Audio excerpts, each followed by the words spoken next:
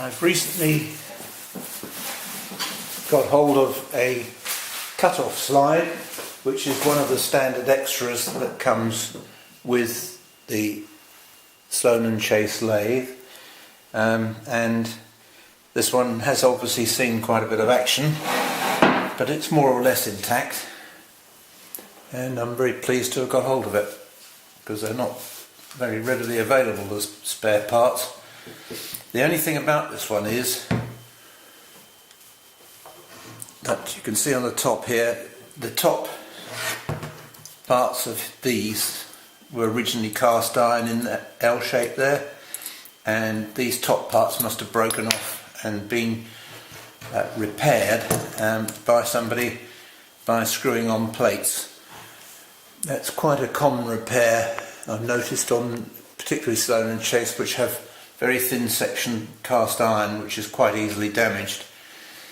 The other alternative way of dealing with the repair would be to machine down here and then put an L-shaped section of cast iron back in. You could do the same here and bolt the two through together. And on this side you could machine that down there. A little bit more of a problem on this side though. Anyway, I think I'm just going to leave it as it is. I'm unlikely to use it very much. You can tell it's Sloan and Chace. Now the way this works, it works by levers and stops with a dovetail running crossways here, and there's a dovetail running front to back, and on the back side here are the stops that deal with the side-to-side movement. Can't really see this one, but there's a screw here that engages on the top of, on the side of the block there, and similarly that one engages on there. And on this side, the slide, when it goes to and fro, if you look on the back here, there are two stops. That one meets on there, and on the underneath of this one there's a plate that's fixed behind the back of these screws, so that as that goes backwards it hits the plate and stops. I will just take it apart so that you can see what it looks like inside, although there's not an awful lot to see. Just take a couple of minutes just to undo the screws.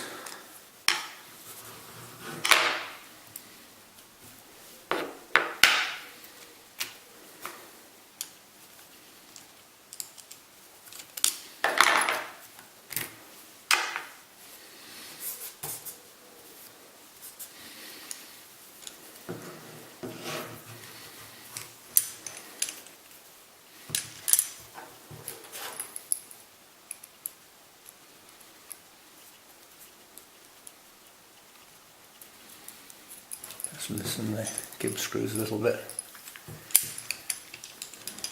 There we go, that's that one off.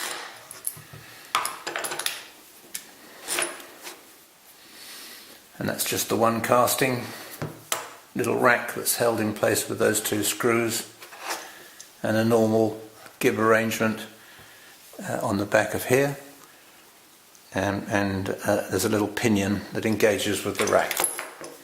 Quite a sweet little thing, really.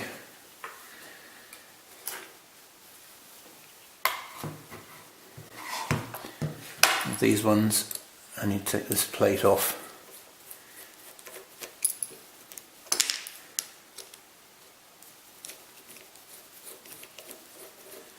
You can see I've had all these screws off quite recently, so I know that they come out.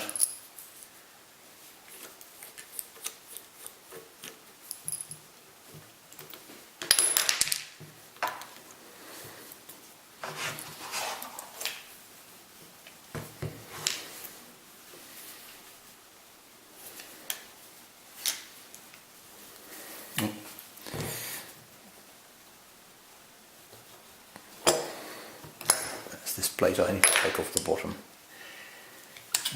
It'll take a second to take that off.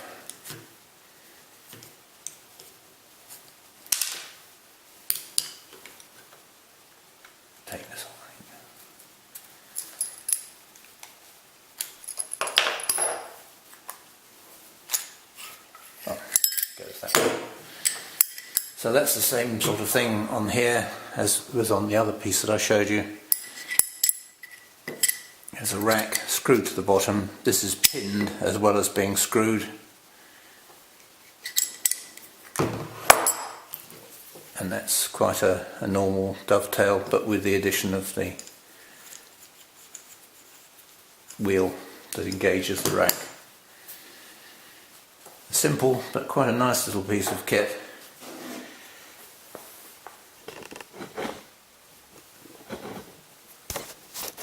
And something which is part of the history of the lathe. As I say, I'm happy to have got hold of it. Now the only thing I need, if anybody knows where I could get one, is the adjustable, or rather the rotating tailstock. And there are two different types of those. Either of them would be great, because it would be quite nice to have those to complete the set of all the parts.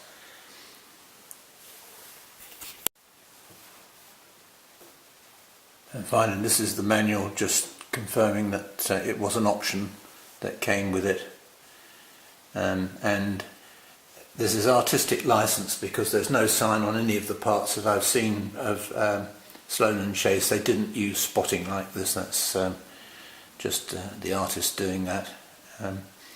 They did scrape a lot of stuff, but there's no evidence of scraping on here at all. It looks like it was just finished with a polished surface and that's it. Needless to say, it has worn a bit. The dovetails probably need scraping in, but again, if I'm not going to use it much, then it would be silly to waste any time on it. But it's, as I say, it's nice to have it to complete the set. I haven't got a nut to go on the bottom here, and I haven't got the separate T-nut that goes in the slideway, but that's easy to deal with. I can make those.